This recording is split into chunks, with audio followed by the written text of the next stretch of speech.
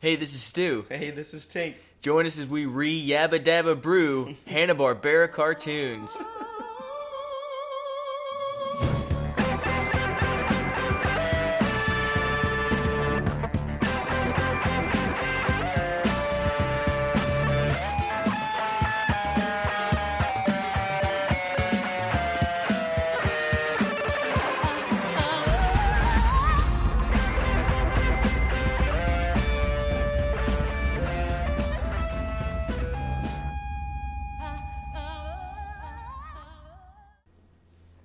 All right, gang, how's it going this week? Let me just say that our podcast is once again brought to you by Addie's Essential Bath Products. Wonderful, wonderful, organic, all-natural bath soaps and bath fizzes for relieving all of your tensions. Contact them on Facebook at Addie's Essential Bath Products or at easebathproducts@gmail.com. This corkscrew is very excited about it. It is. Can you It's say? dancing. It's very excited. Yeah.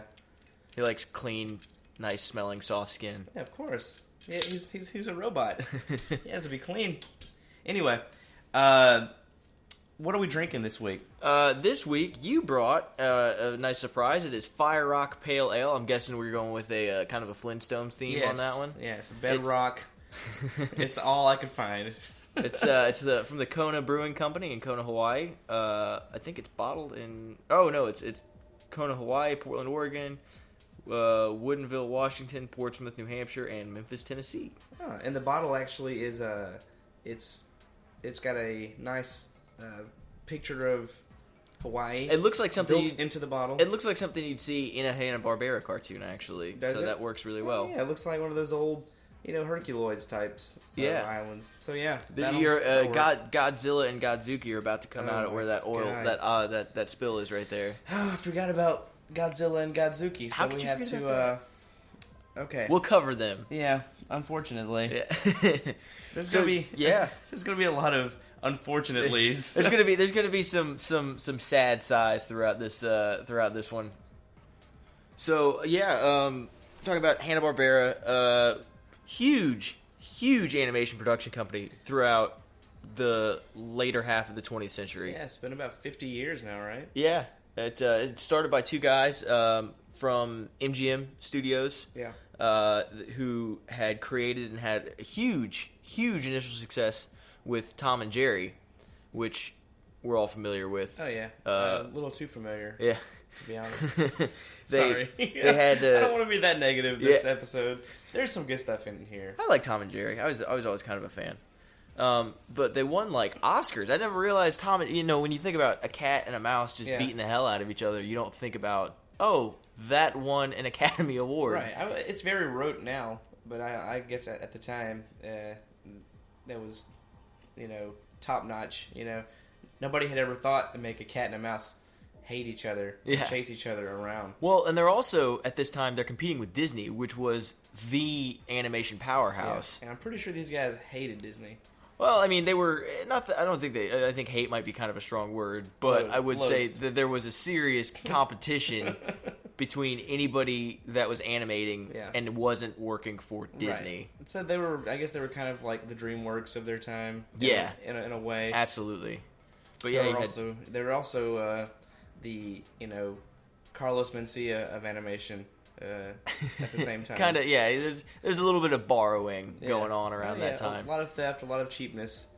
Got to make that money. It's like, hey, this premise seems familiar. Let's just redo it. Oh yeah. When I was going over the sheer number of shows that they created over the past 50, 60 years or whatever, oh my god, that list is insane. It's huge. It's like three sheets of my notes. Yep. It's just stuff that they've done. Yep. I actually, for the first time, I opened the Wikipedia page and have it open because I got sick of writing. I couldn't keep doing it. It was ridiculous. But you had William Hanna and Joseph Barbera, who in 1957 said, "You know what? We're going to do our own production company, call it Hanna-Barbera, and we're just going to start pushing out as many cartoons as we can." Yeah. And it started off with they had Rough and Ready, which I never watched. I I don't have any reference. know of it. I never really watched it. But that got them. That was kind of their foot in the door with everything. Yeah. Well, they also when they were still at MGM, they actually did the intro to I Love Lucy. As well, like the animated I Love Lucy, like drawing onto the heart and all that stuff. They had a lot of stuff like that going on with it too. So they did like some live action stuff, but that was all prior. And then let's see, I think it was a few years later. They didn't really have a hit with their own studio until Huckleberry Hound. Yep, that's what I have right here. Yeah. Huckleberry Hound, he always held kind of a special place in my heart growing up in the South. Yeah. He's the blue dog who sang terrible... Oh, my darling. Yeah, terrible version of Oh, my darling Clementine. Yeah. Yeah, I mean, that's pretty much... I don't know any of his cartoons, like, episodes. I just know that him singing that song and being a very, I guess the word is effeminate, Southern dog. Maybe, kind of. Well, they had that Simpsons joke that was, the E! True Hollywood Story of Huckleberry Hound. Oh, yeah. And he said, I was just so gay and couldn't tell anybody. So, yeah, there's him. And I think Yogi made an appearance on his show, and that's where Yogi became a thing. Yep, and Yogi was kind of their first real powerhouse. Yeah, like that was the thing that got them really going, because they had a million different Kellogg's Presents and this and that, and, just a lot of these. It was a show that wasn't necessarily centered around one character. Mm-hmm. It was one character who was kind of it was more like a variety hour. Sure. So you had one character who was your host. You'd have a couple of things going through. But then you had all these other characters that had their little spots in 5 or 7 minutes in the light that they would go and take care of. So I guess the process was throw all these characters out there, and whatever sticks, give that guy 8 shows. Put as many things onto a screen as we can fit and animate, and then find out whatever works. You know what this sounds like? What's this sound like? This sounds like George Lucas shoving stuff into his Star Wars movies. Fill the screen. I have fonder memories of Hanna-Barbera than I do George Lucas, I think. Oh, man. Well, okay. I like the bad Hanna-Barbera more than I like the Star Wars prequels, personally. Absolutely. I know there are people who, think that's crazy. I understand that. But we don't call those people Star Wars fans. I know some people who are pretty big Star Wars fans who actually like a lot of what's going on in the prequels. I feel like since this was made in the 50s and 60s or whatever, it gets a much bigger pass to me than something like that was made in 1998 or whatever. And actually, even the special editions where he went back and added stuff into those as well. So that's I guess today's episode is going to be a hopefully a lesson in restraint. We don't need 12 versions of Scooby-Doo. No, we don't. We don't need. But we got all these cartoons in my Star Wars movies. But yeah, we did get them. We got it. So let's talk about this. I was going to say one of the big things we should definitely mention is planned animation over full animation. Oh yeah. Well, that was their big breakthrough. Yeah. Was, hey, how can we do this for cheap? Yeah. Just churn them out. At the time in 1957, when these guys, were creating all their Tom and Jerry cartoons, Tom and Jerry wasn't on TV. Yeah, it was like it was in the movie theaters. Prior to movies, there were shorts. It was the now we have Coke commercials. Back then, you had Tom and Jerry cartoons, which, pardon me for wanting to go back to the good old days. I'd rather watch Tom and Jerry than another goddamn Coke commercial. Sure. Fanta, no thanks. Oh my god. So, if you look back at like some of the old Tom and Jerry cartoons, that was 7 minutes and it was 14,000 drawings, and that cost a pretty hefty chunk of change. Yeah. So then you go forward and you look at Johnny Quest, which was planned animation, and for the same 7 minutes, you only had 2,000 drawings. Mm-hmm. So you're working on that smaller budget, but you have a much you're able to put it out on TV and still have that same effect. Right. So yeah, they were pretty successful with Yogi Bear and Huckleberry Hound, and then they had the Quick Draw McGraw show. You remember him? I was a big fan of Quick Draw McGraw. Yeah, I like it. I liked just his general oafishness. Yeah, he was like a really dumb Zorro who was also a horse, and he had a little buddy to help him out. Well, I can never remember his name. It's Baba Louie. Baba Louie. He was a little Mexican burro. Yeah, I think he was like a donkey or something. Yeah, and so I mean, maybe racist. I don't know. It's definitely stereotypical. Yeah. So he couldn't say quick. He would say quicks. Quickstraw. Mr. Quickstraw. Yeah. And so, they started flirting a little bit with the. I guess it's of the time. Yeah, and that's going to be the theme throughout this entire episode is of the time. Yes. Like we're going to talk about some things and you're going to be like, oh my God, they got that on TV? Uh-huh. They definitely got that on TV and nobody cared because it was of its time. Oh yeah.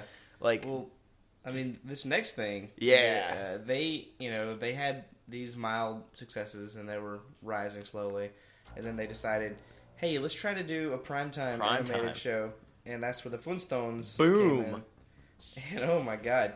It was huge. It was the biggest thing ever. Like, until The Simpsons came out, and until The Simpsons were well established, sure, it was not just the biggest animated TV show, but one of the biggest primetime TV shows ever. I think it was like, Gunsmoke might have been what edged it all out at the time, but it lasted a good long while. It was there, and for the first 2 seasons, a lot of people don't know.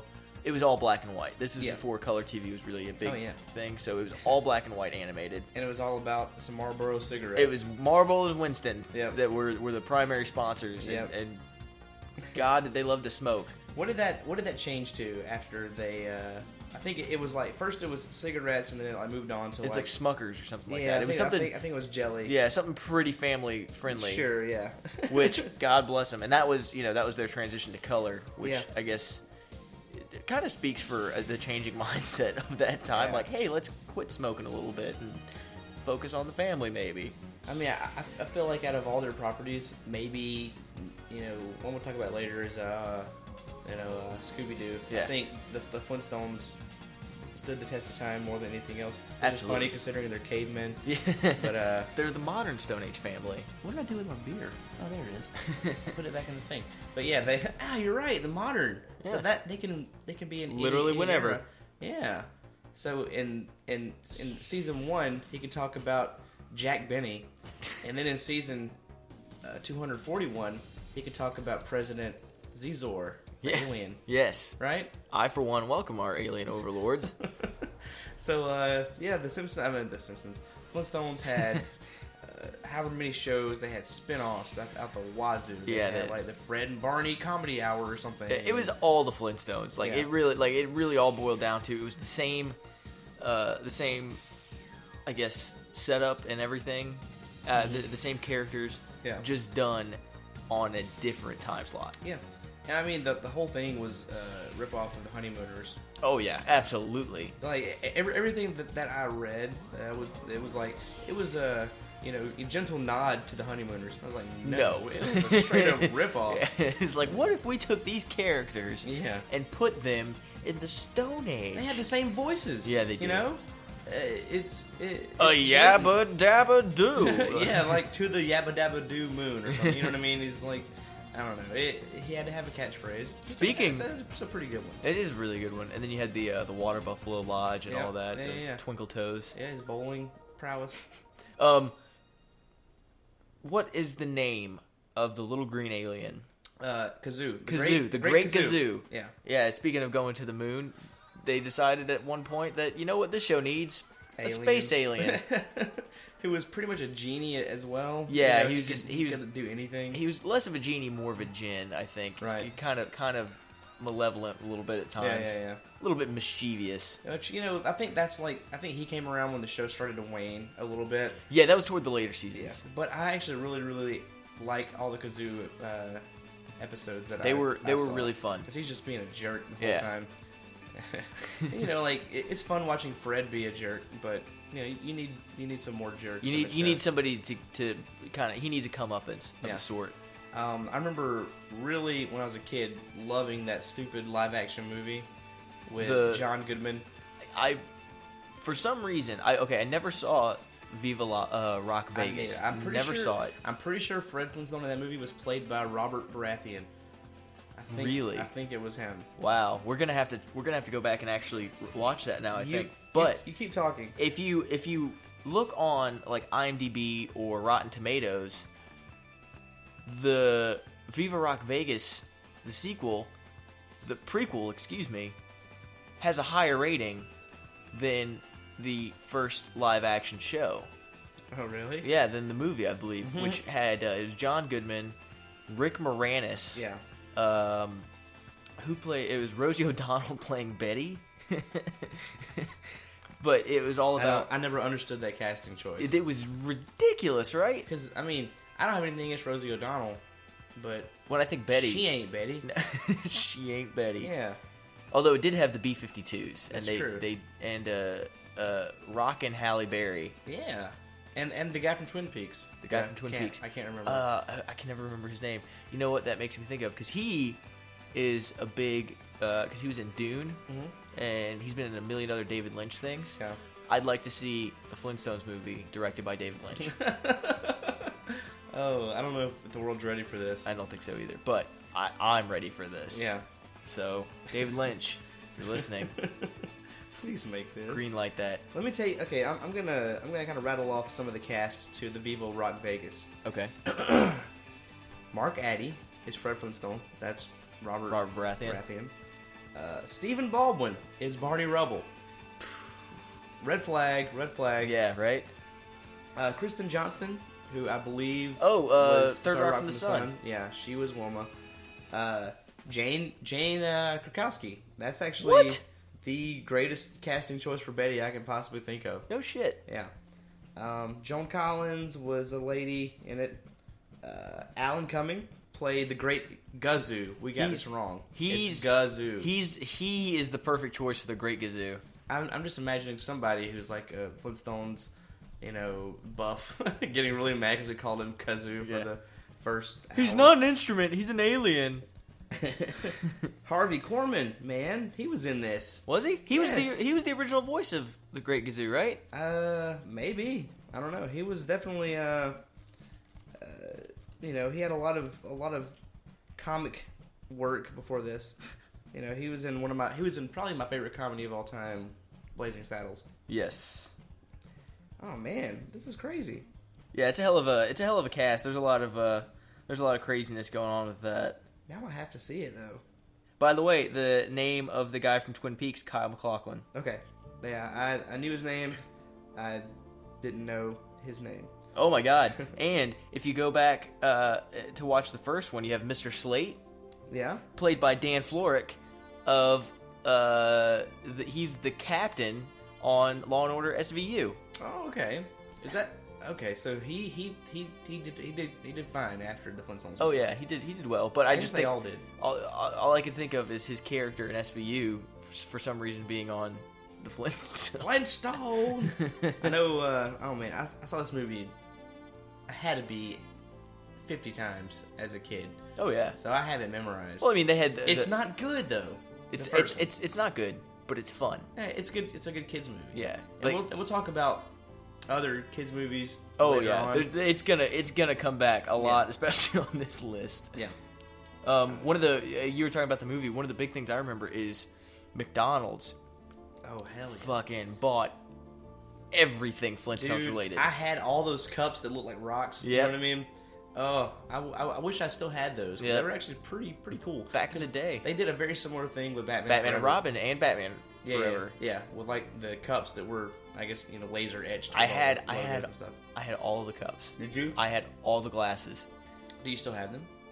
Oh God, I'll call my parents. Actually, they moved recently, so I'm willing to bet a lot of that shit got tossed. But I'll call my parents and ask them. There's an antique store really close to here. They always have Flintstones and Batman cups from quote unquote. Those there. are that's like what $3. antiquing. That's what antiquing is in this day and Yep, age. pretty much. Which I would gladly go there and buy one of those just to have it. Tink, in 30 years, your amiibo collection Oh my god, is going to be an antique. let's talk about this. Some other let's talk kids about this for a brief second. Okay, we're gonna. Okay, It's a little sidebar. amiibo sidebar here. What do we got? And here we can tie it into Flintstones. In like the way that the way that. God, what's the movie? Indiana Jones. Okay. The way that he, or I guess what's the guy's Belloc talks about you bury a watch in the sand for 1,000 years and it becomes priceless. Yeah. These amiibos are going to be priceless. And no, my kids are not going to touch them. They're going to be in their boxes. Yeah. God damn it. Yeah, first of all, I'm not going to have kids. Just so I don't have to risk Explain why you can't play with Daddy's toys. Yeah, exactly. Daddy says share, but you can't play with his toys. I guess, I talk to my dog like that every day. I tell him, don't touch these, so it's kind of like having kids. Speaking of dogs, hey, hello, Isis. But, let's welcome Isis to the podcast, our third chair. Isis, what do you think about Hanna-Barbera? Don't drink my beer, Isis. Sorry. No. Anyway, I just waited in line at Target the other day, but like prior to work. Thank God Target opens an hour before I have to go in. I waited in line with a bunch of nice people. There were like 18 or so people there. I was near the back, and I was next to this guy. He was a dad who was there to buy the Splatoon amiibos for his kids. Very nice guy. He had a toothpick. He was like chewing on the entire time, and he sounded. Do you know Jesse Thorne? Yes. He sounded just like Jesse Thorne. He was like, "Yeah, I'm just here to pick up some Splatoon amiibos for my kids." He wasn't there to pick up Splatoon amiibos for his kids. Yeah, he was there for him. He was there for him. Yeah, and so we chatted for a while, then went inside, and we kind of broke in line by accident. Took a bunch of rare things that people in the front couldn't get. Oh no, Isis is judging me. Yeah. And so I have a pretty large amiibo collection now. Sorry, Isis. Jesus. Come on. It's not that bad. Yeah, right? I mean, everybody there was an adult. There were no children. We were all 30-something. I was going to say, nobody there had kids. They weren't there to get stuff for their kids. I'm buying plastic toys for me. Anyway. But hey, that Silver Mario. Yeah, I got a Silver Mario. He's apparently not super rare. Moving on. I think we've pretty much exhausted the Flintstones. Yeah, right? the Flintstones, until a couple of cartoons from here. The Flintstones meet the Jetsons? Yes, we'll definitely have to speak on that. But, sorry, just one more thing on the Flintstones. One of my favorite things they did, and one of the more clever things I felt they did within the whole thing, was all of the appliances were somehow dinosaur related, but they were all very self-aware. Yeah, which I enjoyed that. Well, although it's a living. Yeah, it's like, well, I mean, it proves they have souls. Yes. And it proves that the cavemen didn't care. Yeah. And they put in the work anyway. It was a slave state. Yeah. Slave society. Yeah, pretty much. You had these your dictaphones were birds, your record players were birds. Yeah. Everything was an animal. Yeah. Of some kind. We didn't also talk about, there were a ton of video games in the 90s, or 80s and 90s, by the way, based off of the Flintstones. There's one video game. Uh-huh. If you're listening and you have this game, the Flintstones, The Surprise at Dinosaur Peak, it's worth a lot of money. What's a lot of money? Let's see. You can't tell me a lot. Like, a lot is like $20 I find in a pocket somewhere. I think nearly 1,000. Like, maybe like $700 or $800 probably. Hey guys, sell that, pay your rent. Get out of your mom's house. Exactly. Go put a down payment on an apartment. Yeah, I'm pretty sure it's fun as well. I can't like a lot of these kind of run together. Don't play it; it'll ruin the condition. Yeah, exactly. Think about how fun it is. Keep it in the package, you idiot. So moving on from Flintstones, we have Top Cat. Oh yeah, I like Top Cat. Is such a shit. Oh yeah. He's just a terrible human. He's a hustler. He's a human. He's a human wearing a cat costume. He's just a terrible human being, but just a terrible creature who preys on the dumb. He's a grifter, pretty much. Yep. He's just constantly cheating people out of money. Like in his I guess show's intro, he's putting a coin with a string on it into a machine and pulling it out. It's a bellhop's hand. Is that what it is? He's giving the bellhop a tip. That's even worse. Or a doorman or something. And that's even worse. Yeah, because that's somebody's pay. Yeah, that guy needed that money. And then he goes and he steals a construction worker who's working in a sewer. By the way, the man spends his days trying to fix a sewer in the middle of a street. It's hot out. Yeah, he's got kids to feed. His wife's been nagging at him because he's trying to work overtime because Christmas is coming, and he ain't getting paid enough by his shithole boss who's not, who hasn't given him a raise in 10 years. So basically, Mr. Slate is what it is. Essentially, his wife stopped making his lunches, so now he's got to get up a little bit extra earlier so he can make his lunch in the morning, and then go slave away at his job, and then some shitty little cat with a hat steals it. He had a vest as well, didn't he? He had a vest. He's pretty cool though. He's a cool cat. I like Top Cat. Yeah. I imagine Top Cat is the kind of cat that has a lot of herds, a lot of litters. Oh yeah. But he has nothing to do with it. I remember years ago I learned that Auburn was the stray cat population of the country for a while. It's Top Cat. Top Cat rode through a couple years ago. Yeah, man, he passed through. he rode like a friggin'. He just rides the train from town to town. Yeah. Do you remember the Cartoon Network? Top Cat song? I don't. I remember this. It's burned into my brain for forever. It's like the Top Cat song. Let's all sing the Top Cat song. Come on now, sing along. It's the Cartoon Network Top Cat song. That has nothing to do with Top Cat. I don't know. It's just there's like a lady singing it in like a jazzy, like a old-timey jazz way. I don't know. They used to do that on Cartoon Network a lot. We'll talk about Cartoon Network soon. Stand by. That's definitely coming up. That entire network owes everything it is. Seriously, to Hanna-Barbera. All the reruns of Hanna-Barbera stuff that they were able to pay $20 for at a yard sale and just keep replaying. Yep. Okay. So Top Cat was cool. Yep. I totally enjoyed Top Cat. Jetsons. We kind of talked about Jetsons. Jetsons was the future modern day family. Oh yeah. Jetsons was kind of the opposite scale of the Flintstones. Yeah. There's a lot of speculation that either took place in the year 2000, which where's my fucking flying car that turns into a briefcase. Well, that's supposed to be this year actually. No, not that. We're supposed to have Skyways. Not that flying car. Oh no, sorry. I thought we were talking about. Okay, I'm getting back to the future mixed up. Yeah, no. Yeah, that's what I was talking about. Yeah. You want a car that goes. Yes, like I want to be able to drive and hear that sound. Okay, that is a very satisfying sound, isn't it? Yeah, it's such a good sound. My friend Jeff commented on our Facebook about how satisfying the Jetsons car sound is.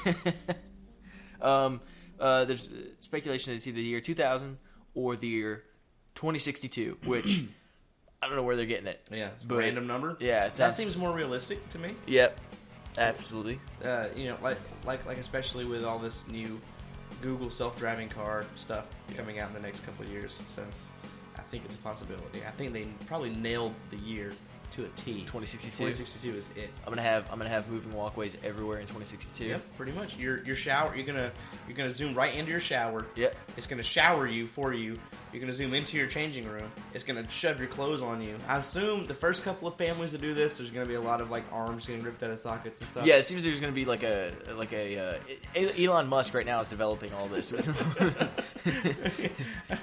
I mean, I just right now I can't trust a robot to, dress me. No. But I can still take care of that on my own. I could probably do it faster than the robot too. Yeah, definitely. But in 2062, after the trials, absolutely, we have to have a few people have to suffer and die. I think we need to get past one good robot uprising before I'll trust the level of intelligence of robots. Yeah. We have to put robots in their place. Yeah. Okay. We have to subjugate them. I like this. So make sure they understand. That's about like 2026 or something. Yeah. And there's like 20 years after that of this big, huge war. Then we're finally like, all right.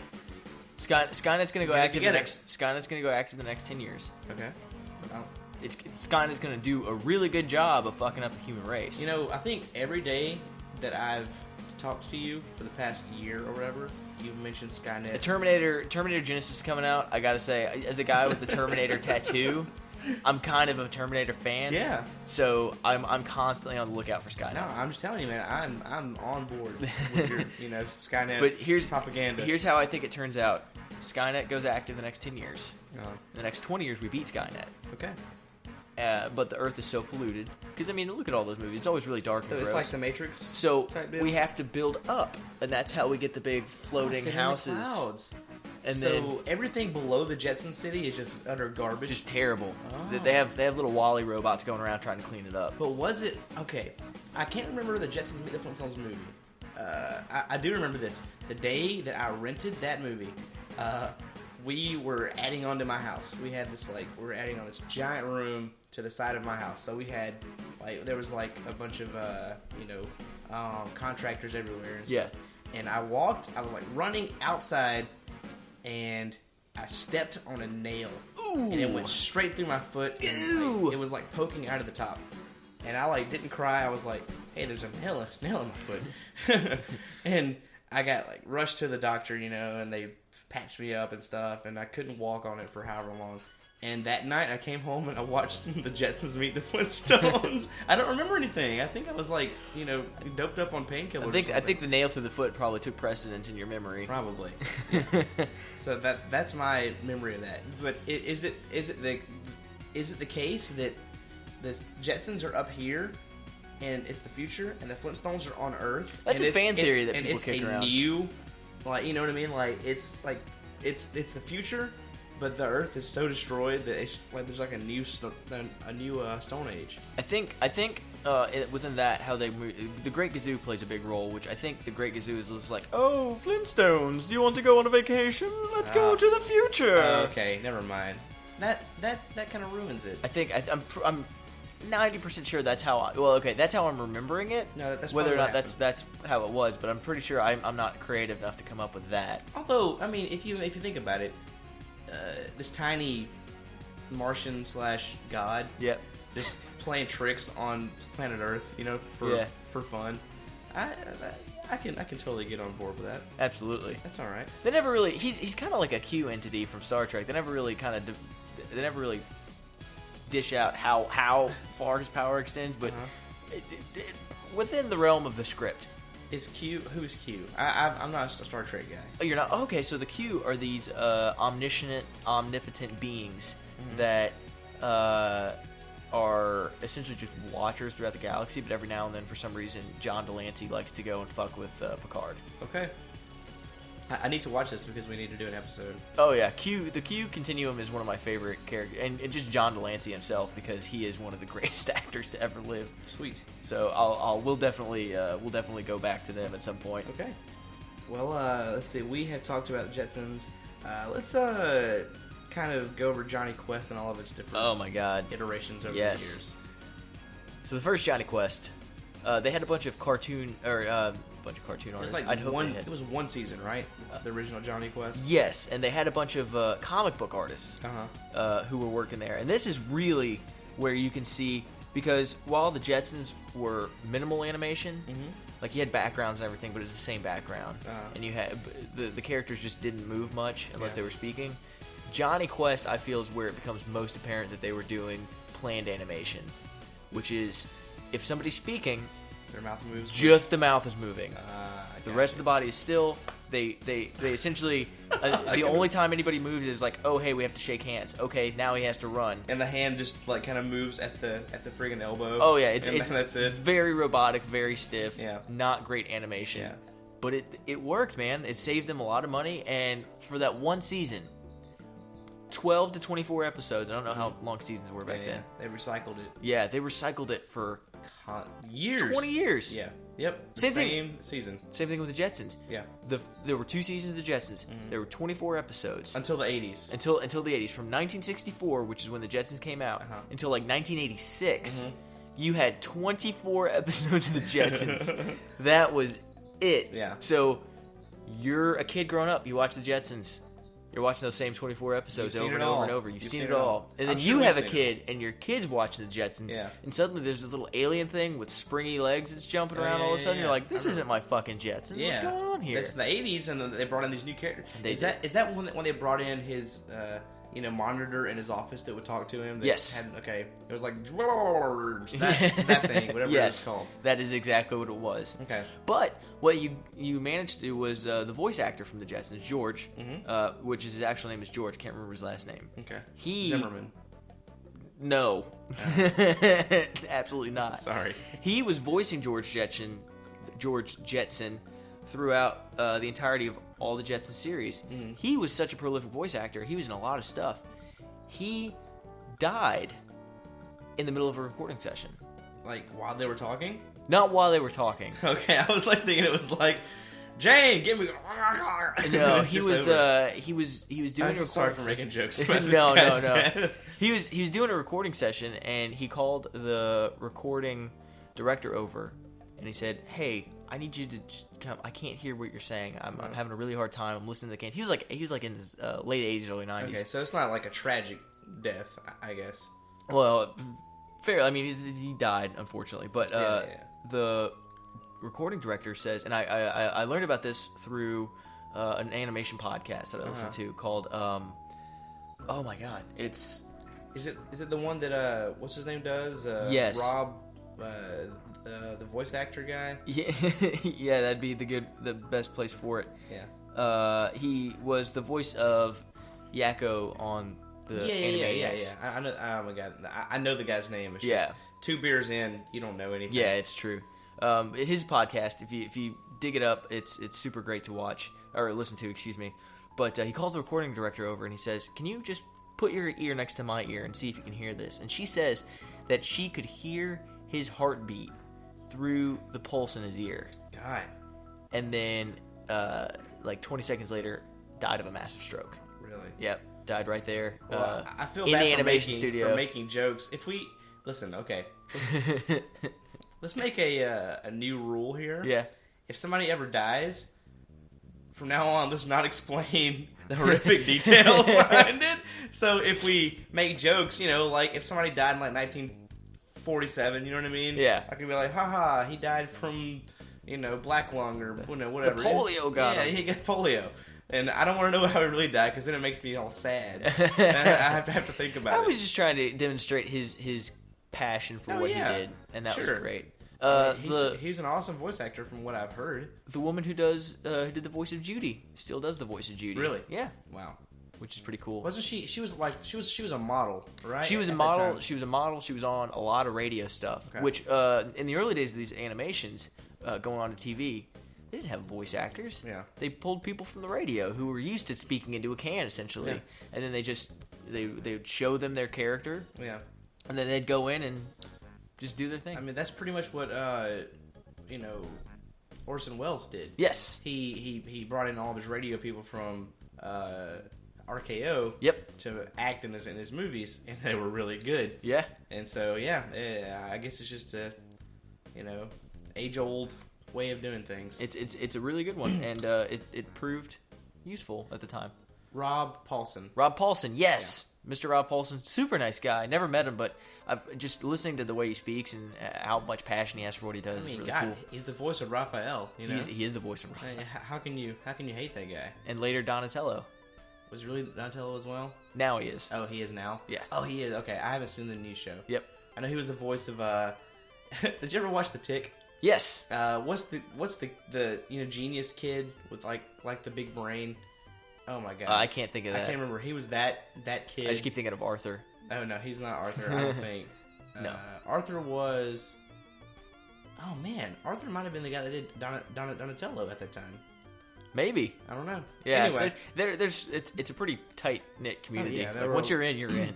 Yeah, it was like Rob Paulsen and Jim Cummings and Billy West. All those guys did all that stuff back then. Super cool. Okay. Where were we? We were just getting through Johnny Quest. Okay. So they did that first season. Kind of, lasted 20-something years. Parents complained, so they had to cut down episodes. They thought it was too violent, too intense for kids. Which, if you go back and watch it, it's like, oh no, bad guys with guns. Yeah. So violent. That's what happened with E.T. That is as well. Replaced with walkie-talkies. Yeah, so God forbid the FBI have the proper tools to do their jobs. I'm sorry, but I thought this was America. Yeah. No, take the Patriot Act over losing my gun any day. Yeah, it was just a travesty. And, there's always going to be a parent who gets upset. I get upset at stuff now. Yeah. I didn't think I ever would. And now I'm like, hey, this person's like shaking her naked butt on the TV. Is this appropriate? And then I think about what I'm saying, and I'm like, whatever. I grew up watching Ren and Stimpy. Yeah, exactly. Really care? There were lots of naked butts on that show. But Johnny Quest, they had just like the Jetsons, they had a resurgence in the 80s. Yep. Made some new episodes. It's like the New Adventures of Johnny Quest or something like that. And it was always like the new adventures of, the continuing adventures of, the brand new series that we're trying really hard to get picked back up. Yep. Johnny Quest Hour. Johnny Quest Hour or something like that, yeah. The Johnny Quest 4 Hours. Yeah. Okay. Like a lot of these shows, I think I want to say what I was about to say. Okay. For the Cartoon Network bit, because do it. It's really going to tie in there. Okay. After Johnny Quest, they kind of go off the rails, just making stuff. Yeah. Yogi Bear Show, Hanna-Barbera new cartoon series featuring Wally Gator. Huckleberry Hound Show was still going. Yep. Let's see, they had friggin' Magilla Gorilla. Magilla Gorilla. I loved Magilla Gorilla. I got another penny for Gorilla. So, are he and Grape Ape, are they related in any way? Is Grape Ape even a Hanna-Barbera cartoon? Grape Ape is, but I don't think they're related. I think they were like, oh, hey, we have another gorilla. Well, I know that one was a Pokemon, and the other one was Magilla Gorilla. Yeah. Who I guess was in the military. I can't remember. He had like a helmet, right? That was just he had like a bowler hat. Was it a bowler hat? Yeah. Like he might have worn a helmet in some episodes, but I always remember having like a bowler hat. This stuff is all running together. Okay. Super Secret Agent Secret Squirrel. Oh yeah, actually. Love Super Secret Agent Secret Squirrel. That got brought back later, and it was great. It was great. 90s. Yeah, he was in part of the Cartoon rundown. Yeah. Was it with Two Stupid Dogs? Two Stupid Dogs. Yes, that's what it was. Which again, we're gonna have to talk about them because that was a fantastic. Which, by the way, okay, never mind. It doesn't matter. At this point. This happened like twice. We're like, I was gonna say anybody who's listening now, draw us as the Two Stupid Dogs. Oh yeah, that would be great. We'll put it up as the cover art. But then I was like, no, because we're talking now. Yeah. But they're listening then. Okay, draw us as Saved by the Bell characters. Yes, draw us as do that. Like if you insert us into Saved by the Bell, that would be. And we'll explain why later. Yes. Peter Potamus. God. Who cares about these characters? Adamant. Adamant. Space Ghost. Birdman. Around this time, they actually did the intro to Bewitched. Oh yes. Well. So I'm willing to doing bet some kind of live action work. I'm willing to bet they did the I Dream Genie also. Maybe it looked very similar. It's all the same art style and all the women look the same. So I'm more than willing to bet that they had something to do with it. When I was a kid, man, like this all came on Nick at Night, Yeah. And I would see these cartoons, and it was like like a witch flying around and a genie and stuff. And I was like, oh sweet, a cartoon at like 7:30 at night. No, it's Bewitched. Nope. But I'd still watch it anyway. Hey, now you get to watch the Dick Van Dyke Show. Like, oh, this is old stuff. I don't know, man. Like all that stuff, I hated it for the first couple times I saw it. Then I kind of got addicted to it, and I had to see the story of Dick Van Dyke unfold. Yeah, I as I got older, I definitely had a bigger appreciation for it. Like towards my teens, I was just like, oh, this is actually pretty funny. Like it doesn't have color, but I can still laugh at it. Who'da thunk it? Yeah, exactly. We can do a Nick at Night retrospective at some point. That is very formative. So much Happy Days. Oh yeah. It's friggin' awful stuff that you would never think, like Dobie Gillis and F Troop and all that stuff. Who remembers that? Besides after our generation, that's gone. It's way gone. Yeah. No, nobody's gonna remember that. Anyway. We went off the rails there. Let's see. I'm trying to go. Space Ghost. Yep. Popped up around then. Everybody knows Space Ghost thanks to Cartoon Space Ghost Network. Coast to Coast. What is this? Frankenstein Jr. and the Impossibles? Never saw it. What the heck? What is this? There was a lot of Frankenstein Jr.? Isn't he sterile? Can he not have kids? Maybe he made him. I know there's a movie, Son of Frankenstein. I don't That doesn't quite. Yeah, he probably. Yeah, I don't know. Let's see, Shazam, which surely that's the DC property. Well, yeah, because they had a lot of. I think at this point in time, Warner Brothers owned all of the TV rights for that stuff. Yeah. So that's when, like, later on, you're going to get the Super Friends when you have Wonder Woman, Superman, Batman, Green Lantern, Flash, Aquaman. Yeah. The Wonder Twins, which were never a DC property. No. So yeah, and I can imagine that was all tied in, and Hanna-Barbera just had the rights through Warner Brothers to do all of that. Yeah. I mean, they would show those. I don't think they ever showed Super Friends episodes all that much on Cartoon Network, but they definitely showed like the little clips in between. Yeah. Different shows that were basically dubs of the old show, making them do funny stuff. We watched one the other day that was the pants. Solomon Grundy wants pants too. That was good. I don't think they do that kind of stuff anymore. They do like weird little, I guess they're funny, but they're more artsy things in between their shows now. Around this time, you also had stuff like the Herculoids. Herculoids, I watched the heck out of this show. Yeah, that was Gloop and Gleep, I believe. And then there was, I know there were like, there was like a Triceratops with wheels for feet or something that would shoot rocks out of its horns. I saw a few episodes of this. I was always, as a kid, just like, this is a little too weird for me. Yeah, it's very strange. I mean, it's sort of like what was that comic strip? Alley-oop. Yes. Of that time. Yes. Just a bunch of cave people with powers and stuff. Yeah, fighting definitely. Off aliens who showed up. I mean, there were a million shows just like this. But yeah, Herculoids kind of stands out for some reason. What else we got? We have... okay, you know what? I'm going to skip all this, like, freaking... whatever, all these shows. We're Abbott gonna, Costello. We're gonna have to skim over a lot of this stuff because it's stuff that just doesn't hold up the test of time. Like the stuff we're gonna talk about is more. There was a resurgence in the early '90s that brought a lot of this back, and some of it is just it deserved to come back. A lot of it is stuff that we just don't know anything about. Yeah, it just never got a lot of play time. How about this? They had a live action show called The Banana Splits. Yes, they did. Do you remember this? It was was actually Adventure Hour. Essentially, it was a bunch of people in costumes running around a theme park, doing theme park things. Yeah. For 2 to 3 minutes at a time, and then they'd have cartoons in between them doing that. Do you know if this was a predecessor to HR Puff and stuff? It was done. It was done just before. Okay, so HR Puff and stuff stole this. Well.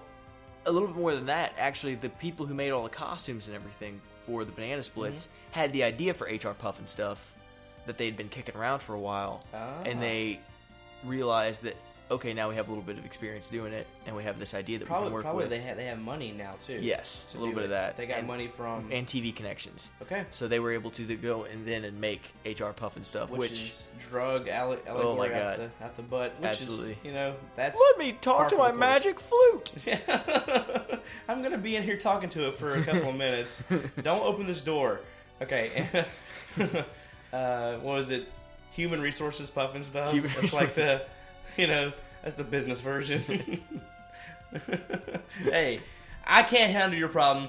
Go talk to Human Resources Puff and stuff. You go in. Paychecks. You go in and they just like, here, drink this water. Don't ask what's in it. All your problems will go away. And then they did. Banana Splits were a lot of fun. My dad was apparently a big Banana Splits fan back in the day when it came out. He was a member of the fan club. He had a 45 of the Banana Splits theme song, which, by the way, super cool theme song. I always enjoyed it a lot. La la la la la la la la la la. They did that like really fun scene in the first Kick-Ass movie. Yeah, with that they had like a Sex Pistols version of that song or something like. It wasn't the Sex Pistols. It was like a punk version. But yeah, after the success of the Banana Splits. They were like, hey, you know what? Let's take all of our cartoon characters with all their 80 billion bajillion shows. Let's toss them into one show and make them race each other. Well, you're about to talk about Wacky Races? Yes. Okay. Wacky Races was almost that. What do you mean? Okay, so there were two things that came out around the same time. Mm-hmm. You had the Wacky Races, which the characters in the Wacky Races were some of the lesser known characters, and also some originals. But then at the same time, you had the Laugh Olympics coming out. Oh God, my brain! Yeah, and that was literally just all of the characters they had competing in the Olympic Games. So that's different then. Yes. I always thought for some reason that Yogi and company were racing against Dick, Dastardly and Muttley and whoever. No. Like Hanna-Barbera. You had Dick Dastardly and Muttley in the Wacky Races, but that wasn't the same thing as the Laugh Olympics. Oh But believe so me, confusing. I can completely understand the confusion on that one, because I went into it thinking the same thing until I actually sat down and watched an episode of each. Okay, so it's totally different. Yeah. All right, so everything that I thought that I knew means nothing. Blowing your mind, man. Okay. Apparently they had an album with tracks by Louis Prima, did music for them. Scatman Crothers. Scatman Crothers, really? This album. Yeah, I don't know. I guess at this point, Hanna-Barbera was like, we can do cartoons, we can do live action, we can do anything. And they just started making stuff. Riding high. Yeah. I think they had their own, Whole Foods type store. No, never mind. Okay.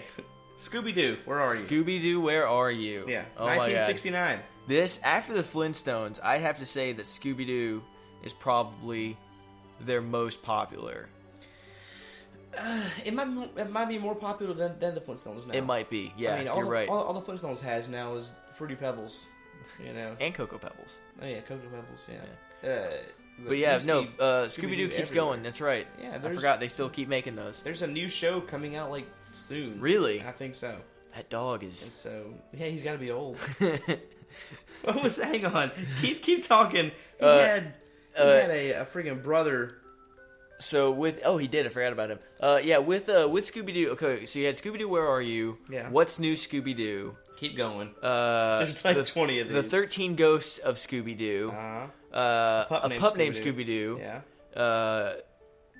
Followed by a million different direct-to-DVD movies that came out and TV specials. There's one where they met WWE stars recently. There was one. I forgot about that. There's also, back in the day, for some reason, they decided that Scooby-Doo needed to be involved with all the famous folk. So he met Batman and Robin.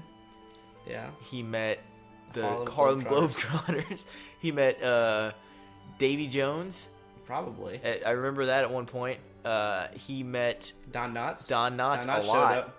Yeah, he was always hiding in the bushes. Yeah. He was like, hey, here's me, Don Knotts. I was waiting in these bushes for some kids to come by. That's what I do. And his eyes were all bugged out of his head. The idea of Scooby-Doo, they don't tell you much. It's just, they're not, okay, so around this time you have, Jabberjaw. You have Speed Buggy. Yeah. Which, Jabberjaw, you have a talking shark. Yeah. Well, I mean, these all stemmed from Scooby-Doo. Yeah. They were like, hey, there's this show we made about a band that solves mysteries. But were they a band? Hit. No. They're not a band. Okay. Jabberjaw was. Well, that's what I was going to say, because I know Jabberjaw was a band and they solved mysteries. Sure. Josie and the Pussycats were a band. But, it was like a a bunch of teenage kids in a van getting that were just driving somewhere. Just driving. They were always just going somewhere. Yeah. It was never there was never a particular destination in mind. It was always like, well, gee, gang, let's take this shortcut. Yeah. Immediately stumbles into something weird. They were not, burdened by student loan debt. You know what I mean? So that's true. They could do anything they wanted.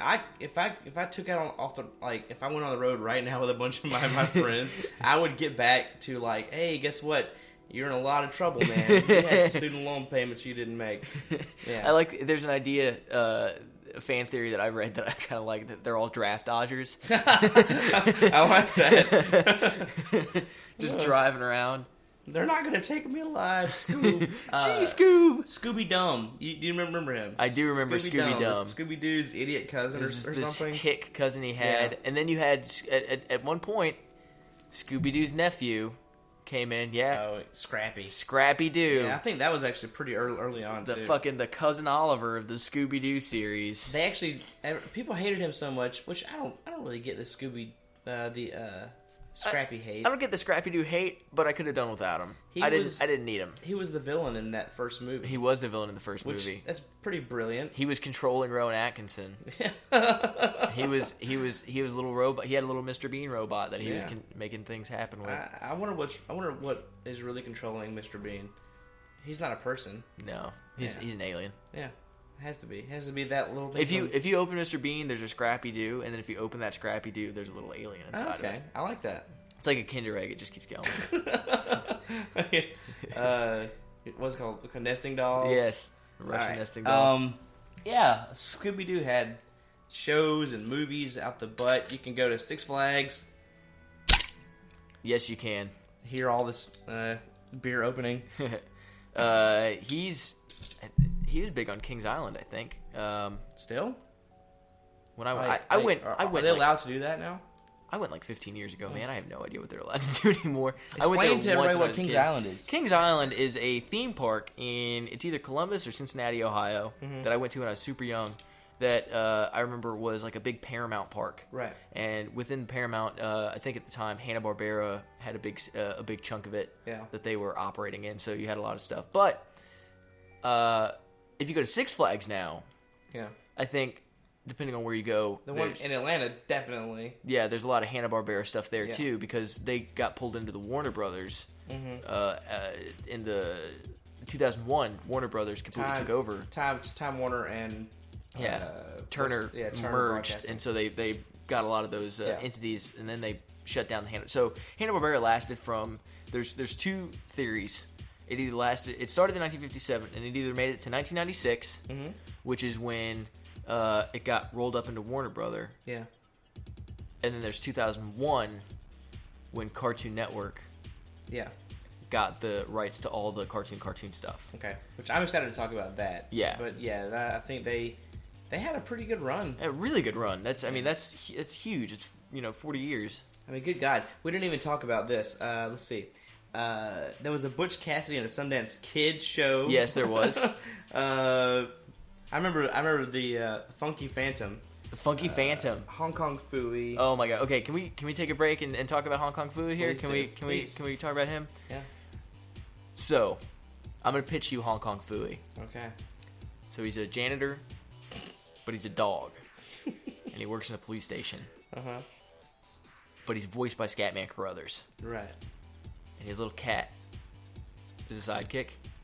What was the cat's name? I can't remember the cat's name. Cat Kung Phooey? Cat Kung Phooey. Yes, okay. That's the cat's name. Got me.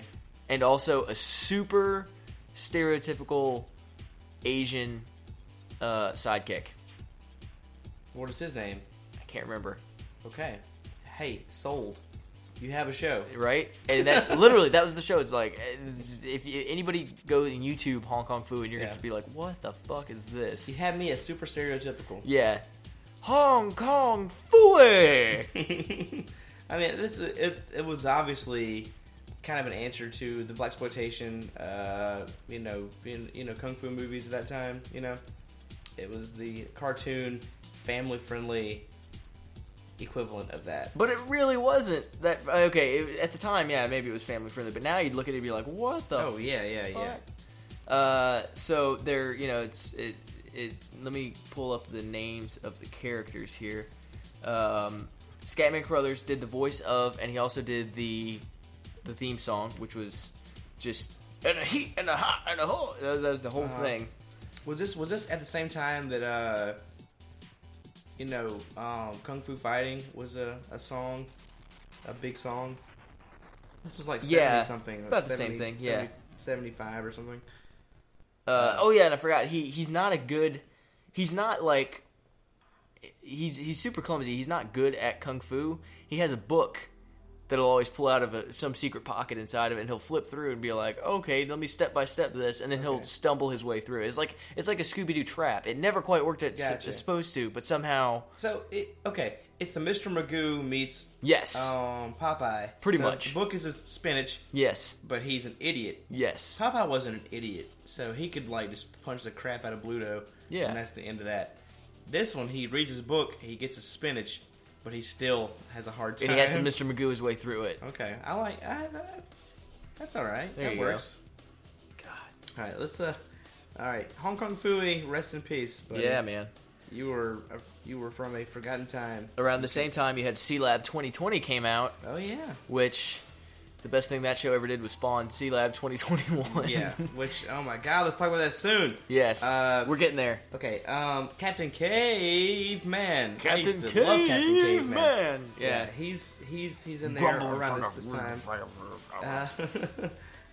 Essentially, he's a superhero from the Flintstones era. Yeah, and then he later went on to be big in the Flintstones Kids.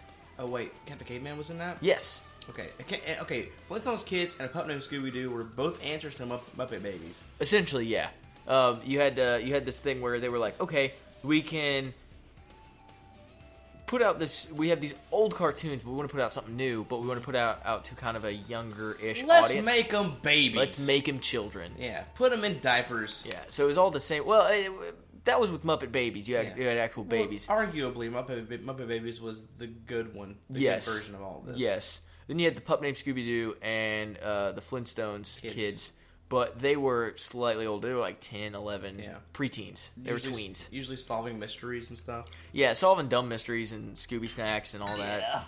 And then with the Flintstones kids, you just had really shitty kids doing stuff. Fred Flintstone was a super jerk in that show. Well, which I usually enjoy. So I might need to go back and watch that. Yeah. I love a show with a good jerk in it. It's really fun. All right. Then there was Dino Mutt. Oh my god, Blue Falcon and Dino Mutt. Yeah. That's not super important. We can keep on Josie and the Pussycats you mentioned. Speed Buggy. Okay. The Super Friends. Yes. We're here. Good stuff. We're here. So, it was the Justice League, but bad. I'm a huge DC fan. I can't watch this. Yeah, it's not great because a lot of it was a really big mixing of characters that were DC property and then were Hanna-Barbera property. Yeah. But the writing's not great. The animation's pretty shit. It's pretty bad. The continuity's terrible. I saw a thing today where it pointed out like the Super Friends are watching this monitor and like Plastic Man and Green Lantern get captured. Yeah. But then it cuts back to the Hall of Justice, and you see Green Lantern watching himself get captured on the monitor. Yeah, there was no sense of continuity. Yeah, absolutely no continuity. What's really sad, though, is that like 20 years prior to this, the Fleischer Brothers made these really, really cool Superman cartoons. Absolutely. That are freaking gorgeous for the time, you know. Full animation, really, really good stuff. You can watch them now and still be like, wow, that looks really good. Yeah. And then we get this. The Super Friends, which was just terrible. Which I guess at the same time there were like those crappy Spider-Man shows, like Spider-Man and Friends. Spider-Man and Friends. Oh yeah, that was terrible. And it's all the same animation, right? Where you're getting this really the Avengers. Also at the time, like the Iron Man cartoon, where Iron Man would just be standing still and not talking. Oh, yes. His mouth would flash, and that's how he would talk. Brilliant. That's the way to save we are going to save so much money. But yeah, the Super Friends. So you had Superman, Wonder Woman, Batman and Robin. For a while, it was just these two kids and a dog that Batman and Robin would pick up on their way to see the Super Friends. It was like their Make-A-Wish kids that they had to bring with them. Come along, I guess.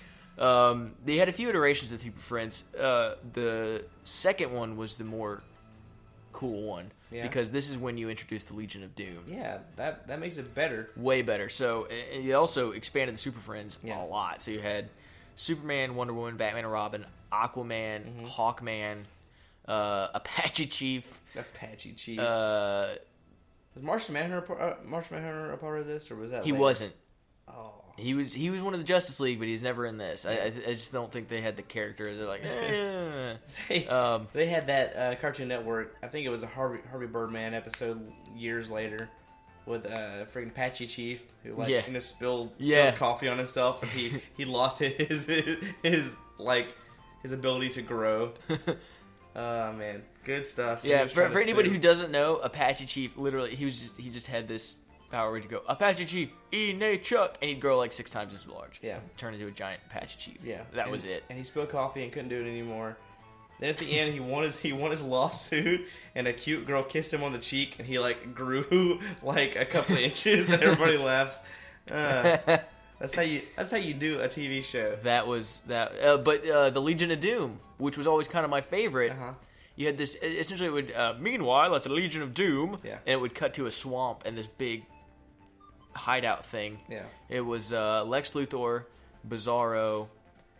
Not Cheetah. That's right. It's like it's not Catwoman, but it's basically Catwoman. Cheetah. The Toy Man. Yeah, Toy. Mr. Freeze. Was Mr. Freeze there? It wasn't. It wasn't. Brainiac was there. Brainiac. It wasn't necessarily Mr. Freeze. Yeah. But it was pretty much Mr. Freeze. And who invited Solomon Grundy? He's a mindless zombie. He's a zombie from the 1800s. Why are we bringing him into this? He seems like he wouldn't really be about the whole corporate meeting aspect. I don't know how he could even find the place. Yeah. Doesn't make any sense. He literally just stumbled in and they couldn't get him to leave. Well, I guess Solomon's part of the group now. Thanks a lot. It's probably like freaking Cheetah invited him by accident. I'm sorry, he was part of the Facebook group chat. I didn't realize it. Okay. There's a bunch of junk in between here that we can skip over because it's honestly not that important. Yep. Let's see. I like this quote where they were starting to, I guess, compete with Disney, and like some like freaking executive at Disney said, "We don't consider them competition." They just didn't even care. Just brushed them off. That's sad. Oh, Disney. You had Godzilla came out. Yeah, Godzilla. Godzilla was not great.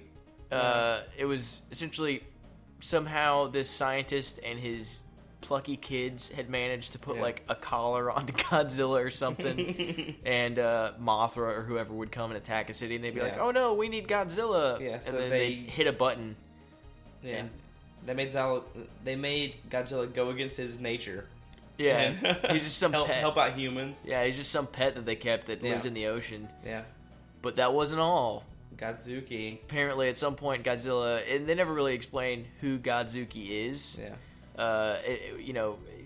Within all the other realms, you had Slow Do, Scooby Slow, or whatever his... Scooby-Dum. That was what it was. Scooby Slow. Scooby Slow. I like that. That was his... that was Scooby's cousin. Yeah. Or was it his brother? This is cousin. His cousin. And then you had Scrappy-Doo, who was his nephew. Yeah. So they explained the family lineage there. But then you got to Godzuki, and it was just this little lizard that... I think it's his son, I think. Yeah, something like that. It was like a freshly hatched egg that these humans are trying to hopefully teach some lessons. He's based off of, you remember the, in a Godzilla movie where he has the son who... Yes. He can't quite blow the... Yeah. Like the death ray out of his mouth. He blows the rings. Yeah. Godzilla's so disappointed in his kid. It's that kind of deal. I have no son. Pretty much. And then you have another huge product for these guys in the form of the Smurfs. Oh, God, I forgot about Smurfs! Can we not talk about Smurfs? We don't have to talk about the Smurfs too much, but I do have to say, this was a big turning point for them because they were putting out a bunch of shit that we've been talking about. Smurfs were like some German or something. Swedish. It was these little Swedish elf toys that they had, and then one of the guys' friends went on a trip to Sweden, bought bought the Smurfette doll. Yeah. Brought it back, gave it to his kid. He saw his kid playing with it, and he was like, "This could be something. We could turn that into something." Cha-ching! You can see the dollar signs in his eyes. Yeah. That happened. This is weird. I watched a lot of Smurfs. I think I watched more of the freaking Snorks. The Snorks. I prefer the Snorks to the Smurfs. Which is crazy because they're in knockoffs of knockoffs. Yeah. It shouldn't be a thing. Yeah, it's essentially the Snorks were the Smurfs, underwater. But underwater. Yeah. And they had these little snorkel things on their head that would blow bubbles. Well, it's good that they found the Smurfs at this time because they had to compete with this is like early 80s. They had to compete with G.I. Joe, Yeah. Transformers, Thundercats, all this stuff. They were all the really cool cartoons. Yeah. And He-Man and the fucking Master of the Universe. Yeah, they didn't have much going on at that point to compete. Yeah. Because like people were like, okay, we've seen Scooby-Doo solve this mystery 80,000 times. Yeah. What do you have for me And this now? is about the time. Like, oh, Smurfs. This is about the time when you're getting all the reissues. Like, oh well, let's bring back Johnny Quest. Okay, let's bring back the Jetsons. Oh hey, more Flintstones, you guys. So that's there were a big resurgence in the cartoons, but that was just because they were seeing the changing times. They're like, oh, we can totally bring this back and we can make it a little bit more kid friendly or intense. Bring some action into it. Yeah. And they also started making shows based on real things. As like, they had a Mork and Mindy cartoon Mork and Mindy cartoon. They had a Happy Days cartoon. Fonzie they and were Friends. just like throwing stuff like, please let this stick. Please, God, let people watch the Fonzie cartoon. But I don't think anybody did. No. They Addams had Family, all this stuff. Addams Family. I always enjoyed the Addams Family cartoon. I was always creeped out by it's a little how creepy. they drew Gomez. That's true. He looked terrible. He was a little creepy, but the success of the cartoon is what brought us the movie. Mm-hmm. So I'll forever feel indebted to the cartoon for that. You had one of the weirdest things we just saw come out about this time, which is okay. So imagine the Brady Bunch meets the Jetsons, and we put it together, and what do you get? The Partridge Family 2022 AD. Where they use the same sound effect for literally, cars. it's the same design of the cars. It's the same design for the backgrounds and the houses. Yep. Everything. It's literally just the Partridge Family in the Jetsons space age era. And they sing songs. They sing all the same songs. That's the bonus material that you get there. Plus some really LSD-inducing, trippy... It really is, man. Seizure-making. Yeah. I thought that we were past that in the 80s. I guess not. Nope, not at all. Let's see. They also... I used to watch the heck out of some Pound Puppies. That was a show around this time. Shirt Tales, weird show about animals. Yeah. They had a Richie Rich show, which is alright. Richie Rich. They were doing some Casper stuff at that time, too. Mm-hmm. Little things like that. Yeah. So they were basically just animating everything. Anything that they could get their little... grubby hands on. Yeah, they turned it into a cartoon. At this point, they were totally in the scummy part of. This is kind of the downfall of it. This is definitely their low point. Yeah. God, man, like 5 years after this, they had to compete with like friggin', Tiny Toons, Batman the Animated Series, Chip and Dale Rescue Rangers, DuckTales, all this stuff. Wasn't happening. No, they could not do it. Absolutely couldn't do it. It wasn't until like 1991 or so. Yeah, you had where they were bought out basically by Ted Turner and Cartoon Network. Yeah, and which honestly was a great thing for them because it saved them. If you look at what they were putting out then, amazing. You had it started off with SWAT Cats, which was a pretty cool show. SWAT Cats. The theme song is still freaking good. It's a really good theme song. Yeah. Like it's completely hard rock and amazing. Yeah, it is. I've always wondered where the funding for the SWAT Cats came from, because literally it's like, okay, we're a couple cats who were kicked off of the SWAT team because the whole system was corrupt, but we weren't. Yep. So we're gonna go vigilante and do everything on our own. Also, it was super furry. Yeah. A bunch of cats running around. Yeah. Whatever. Weird. That was some sexy cat ladies walking around. That was like a huge thing at that time because I remember Heathcliff had like a really sexy cat. Yes. No, not Heathcliff. The other one, the one that lived in the junkyard, had like a hot lady cat. I think that was Heathcliff. Heathcliff's girlfriend was like him. She was like white and like short and like Okay, like you're right. The other one, like the guy that lived in the junkyard, whose name is escaping me right now. He had a girlfriend who was a human but a cat. Weird. So furriness there. Weird. Anyway. Moving into like the Cartoon Network days, which you had What a Cartoon. Mm-hmm. This is personally where I get really interested because this is when I was younger and actually starting to grow up and watching a lot of these cartoons. So like my introduction to Andy Gator was through this. Yeah. My introduction to Andy Gator was years later when getting I was drunk, wasted at trivia. Yeah, you had Andy Walligator. Walligator. Yeah. Not Andy Gator. I'm thinking of beer again. Sorry. Aren't we all? Yeah. Speaking of beer, today's beer, Fire Rock Pale Ale, right? By the Kona Brewing Company in Hawaii. So this came all the way from Hawaii, man. Nice, man. That's awesome. It says, our Fire Rock Pale Ale is inspired by this place with a bright copper color and rich roasted malt taste. Aloha. And that's Fire Rock Pale Ale. Hell yeah. It's okay. It's I'm not a huge Pale Ale fan. Usually makes me feel a little rough. Yeah, I'm enjoying this one. I mean, I'll definitely drink it. Yeah. But it's not my favorite so far. Okay. Yeah. My first, I guess, I remember my earliest experience with these cartoons is watching a thing called Super Chunk Yes. on Cartoon Network. Yes. 3 hours of one show. And so it was like 3 hours of Scooby-Doo or 3 hours of Popeye. Yeah. And I was like, I don't know. I just Good way to veg watch out. it all. Yeah, I mean, I absorbed all of this stuff. I don't know how to do my taxes properly, but I know about Popeye. I know the Same origin stories of Scooby-Doo and Yep. the gang. Yeah. So, yeah, that was Cartoon Network. Kind of brought them back into somewhat, Yeah. relevancy. And back then, like Cartoon Network really kind of has come out onto its own as this big original production thing that has all these different Right. names attached to it. Back then, literally, it was literally just Ted Turner saying, "We need a kids show to compete with Nickelodeon that'll just play cartoons." Yep. Let's Cartoon Network. Okay, done, Yeah. easy. And so, like, as they started to form more and more, more of their own shows, like, Dexter's Laboratory and Powerpuff Girls, they sort of dropped all the old Hanna-Barbera cartoons, and they shifted them over to Boomerang. Yep.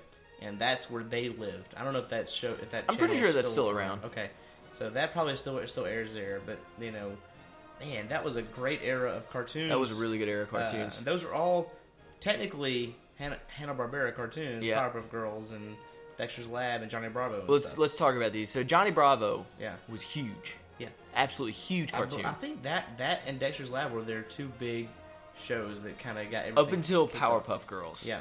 But Dexter's Lab was a huge thing. Or not Dexter's Lab. Johnny Bravo was huge Mm-hmm. because it launched a lot of careers for people. Yeah. That's where Seth MacFarlane got his start. Is it really? He was a writer and animator over there. Oh, okay. And that he actually took a couple of those guys when he went off to create Family Guy. Cartoon was the first pilot. That's where the first pilot for Family Guy played.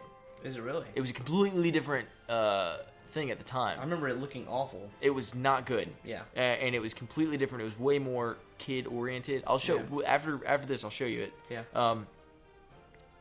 But it's definitely, you can see where a lot of it was coming together. And it's funny because I remember watching a lot of those. Cow and Chicken, which was ridiculous.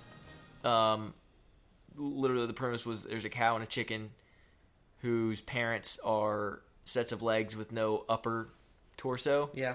that talk. And then there's the devil, who's just known as the red guy, running around. Yeah. And in between their little adventures, you had I Am Weasel. Wait, the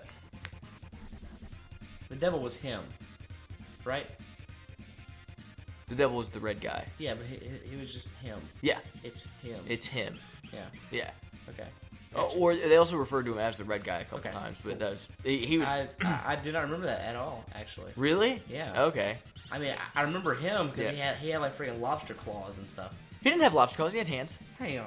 Him. You're thinking of Powerpuff Girls. Oh, you're right. That's Sorry. him. Okay. He was the one with lobster claws My and bad. very transvest. Yeah, he was. He would like he'd go from hello to Yeah. or Dark Knight Joker stuff. There's a whole Very lot quickly. going on. Yeah. It's him. Yeah. Yeah. Craziness. Yeah. I found out in searching for the show there was an episode of Cow and Chicken which was only aired once. Yeah. That I remember clearly because I watched it the one time it aired, and that's always kind of going back and be like, oh, I'm one of the ones. I was Yeah. one of the chosen. There's an episode of Cow and Chicken where a stereotypical gang of lesbian bikers Okay. breaks into people's houses and literally just start chewing on their floor. Oh my god, are you serious? They're literally just a gang of lesbian bikers that comes in and munches on people's carpets. Wow. And people freak out. You serious? Hang on. I gotta look this up. Keep talking. It was aired once. I remember watching it because I was pretty avid on the whole, oh my god, it's gonna come on at this time, I have to see it. So at the time I was like 10 or 11, I didn't get it. But it's a little too subtle for me. You're right, man. You're right. They're chewing on the carpet. I see photo evidence right here. Yep. A little too subtle for me at the time, but now I was like, holy shit. I think Cow and Chicken saw what Ren and Stimpy was doing. Yes. And they were like, hey, we could totally get away with let's that. top that. One of the cool things about Cow and Chicken, though, was the voice actor. I can't think of his name. He did the voice for Cow, Chicken, and the Red Guy, and IR Baboon. Okay, see, now I'm like, I know exactly who you're talking about. Yeah. Because earlier, I guess my brain was in a totally different place thanks to alcohol. Yeah. And then within the I Am Weasel thing, because that later went on to be a show on its own. Yeah. But the voice of the Weasel himself was Michael Dorn, who you might know better as Worf from Star Trek. Yes. Which I always thought was kind of cool. But then you also had a resurgence.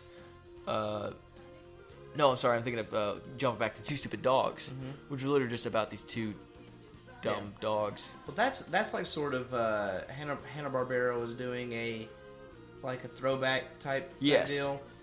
They had all the cartoons, and then they had Two Stupid Dogs. Yep. And they had what's his name? Secret Squirrel. Super Secret Agent Secret Squirrel. They redid a bunch of episodes for that, and they updated it a little bit. They were like tongue in cheek. They knew what they were. They were more for the parents, making fun. Yeah.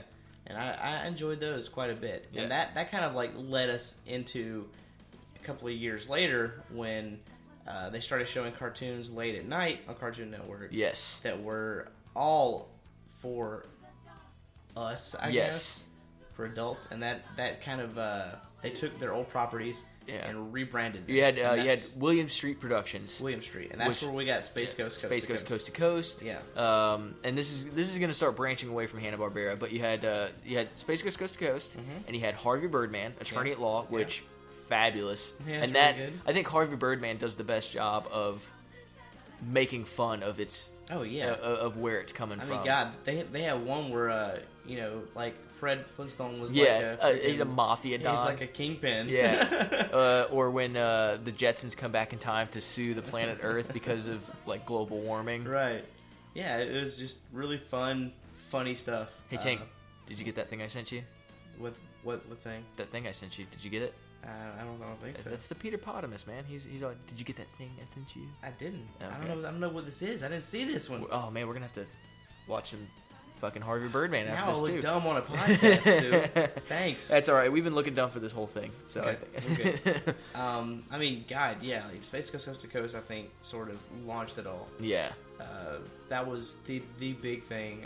I don't think I've laughed that hard at something. It's ridiculously funny. Yeah. He would do celebrity interviews with celebrities of the time. Yeah, I know he did one with Carrot Top. Carrot Top. He did friggin' Donny Osmond. Who wants to talk to Donny Osmond? But he did. It was really funny because they took a lot of the Space Ghost bad guys who were pretty nameless. Yeah, Zorak, Brack, Moltar. Yeah, they turned them into the cast and crew of... Yep. So it was... Brack was his musician. And he's literally just... No, that was, Zorak was the musician. Zorak. He had the keyboard. Brack... What was Brack? I don't know. I think Brack would just show up occasionally. He was just like a PA or something like that. A production assistant or intern. Yeah. And then you had Moltar was the director. The producer. He was in control of the camera and stuff. It's a strange show. I believe that the guy's name was Andy Merrill, the guy that voiced Brack, and he's a psychopath. He had all these crazy ideas that just happened to be very funny. Yeah. But from that, you also got for very really short lived, you had the Brack show. Yeah. It was really good. It was good. It was funny. It definitely lasted just as long as it needed to. Yeah.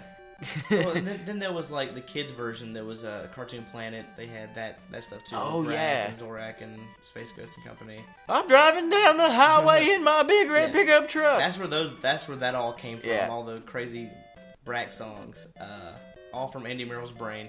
And then a little bit later, we got C-Lab 2021. C-Lab 2021 is pretty fantastic. Great. Yeah, I have really good memories of C-Lab 2021. Super funny. Which I kind of, I mean, I know they had to quit making the show because the guy that voiced Captain Murphy died. Yeah. But I feel like they had something there by taking these really old cartoons and just redubbing them. You know what I mean? And also, if you look at like the animation style, it really pointed in the direction of where that stuff was going to go. Because from that, you had a lot of the Flash animation started coming into being. So you had stuff like Frisky Dingo coming out. You had stuff, you had Archer, which came along, which which fantastic cartoon shows. But I think the resurgence of cartoons we saw in the 90s, and the more adult-oriented humor that was kind of hidden throughout. Because, kids are, butts and stuff. But then, you have a group of lesbian bikers that comes in and munches on carpet. That's a little too much. That's a little too much. So they started like, you know what? Adults are really getting into this, and they're starting to grow up. And I was a teenager when all this was coming on, so I've got to grow up with these cartoons and really go with it. So I think that has a big... It was a big cultural significance. Yeah. I agree. It's almost like... taking a song and sampling it in your song, like an old song. Yeah. And so you make something old and new again. Yeah. It's like that, but with cartoons. Absolutely. And, from Johnny Bravo and Dexter's Lab and Powerpuff Girls, I think all that... really good. Amazing. Absolutely wonderful shows, which definitely withstand the test of time. Going back and rewatching this has actually been really fun for me because it's been a little bit of nostalgia, but a lot of it is... I learned a lot more than I was expecting to coming into it. Sure. So I had a good time. What about you? This was a lot of fun. That was... Actually. Yeah. It makes me kind of miss a thing that hasn't been gone for that long. Because they don't really do this anymore. No, they don't. But which that's is a shame. I found way more on YouTube than I was expecting to. Yeah. I keeping it alive. We have a backlog of 60 years worth of all this stuff to go through if we really want to. Yeah. So that's good. But yeah, man. So I guess let's talk about our sponsor again here. We've got Addie's Essential Bath Products. Contact them, man. If you want to smell nice and look nice and feel nice, definitely give them a shout out on their Facebook page. They'll ship all over the U.S. and to APOs, AFOs. Tell them Stu sent you. I'm sure they can give you something that'll make you smell nice. Ladies will dig you. Ladies and men will dig you. Is there a Stu scented thing that you can buy? Not like you, but like Stu. Like some nice beef stew scent. I'll send them an email and see if they can get working on that. I mean, I really just want to smell the beef stew all day. That would be pretty nice. You just carry around a thing of Campbell's. Yeah, bunch of NFL moms following you around. You better eat up before you get on that field, boy. Mama? Anyway, hey. What are we doing next week? I'm super excited. God. Tink, tell them what we're doing next week. I'm so excited. Next week, we're going to be exploring the world of Bayside High. Oh, we're going to be talking about the history of Saved by the Bell. Good Morning, Miss Bliss, Saved by the Bell. We'll even dig into the college years. Yeah. Question, just so people don't get too excited, are we going to talk about the new class? We'll briefly go over it. We'll mention that it happened. I'm not an expert on that. I feel like I know a lot about Saved by the Bell. Yeah. The new class, I know the Screech was a teacher or some nonsense. Yeah, I'm only interested in the Zach Morris saga. Yeah. I mean, honestly, we can talk about, Good Morning Miss Bliss stuff, up to Saved by the Bell, up to Saved by the Bell, college years. Yeah. After that, we're just... Yeah, and then we can just get rid of it. We don't need Dennis Haskins coming back into it again. Yeah, exactly. Dustin Diamond. Yeah. Who, by the way, as of the recording of this podcast, has been convicted but not sentenced of stabbing somebody. Okay. So I'm sure next week we'll have something more to say about that. We're gonna have a third chair next week. Yep. Mr. Local comedian Dave Detmering. Funny guy. He's gonna be coming in and joining us next weekend for this. He's got a Facebook and a Twitter. Dave Detmering, DETTMERRING. Okay. I'm one of the few people who knows how to spell that. That's how you spell it? It is. I'm one of the few people who knows how to spell that. So, give him a shout out, and please get on our Facebook page if you have anything to say about Saved by the Bell. Exactly. Comment. Leave us all kinds of comments. Absolutely. Positive, negative, anything. In We'll take it between. all. But yeah, guys, that's I think that wraps up Hanna-Barbera. Yeah, I think we pretty much covered everything. We've done a good job, and we've kept it well within our time limit this time. Good. So that was good. But yeah, I've been Stu. I've been Tink. And this has been the ReBrew Podcast. Take care.